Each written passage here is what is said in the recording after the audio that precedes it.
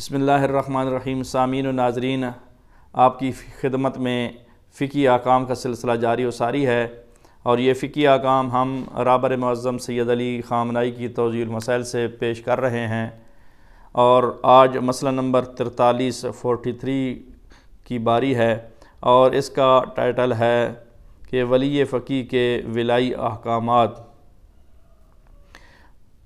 ہر مسلمان پر ولی فقیہ کے طرف سے صادر شدہ حکومتی اوامر و نہی کی اطاعت کرنا اور ان کو تسلیم کرنا واجب ہے، اور اس حکم میں بڑے بڑے مراجع کرام بھی شامل ہیں، تو پھر ان کے مقلدین کیسے شامل نہیں ہوں گے؟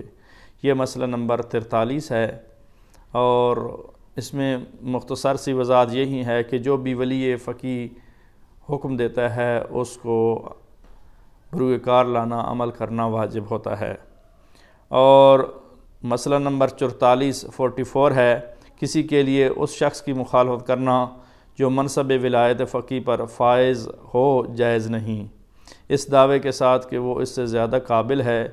یہ اس وقت ہے جب ولایت فقیہ کے منصب پر فائز شخص کو یہ مقام مقررہ و مبینہ قانونی طریقے سے ملا ہو۔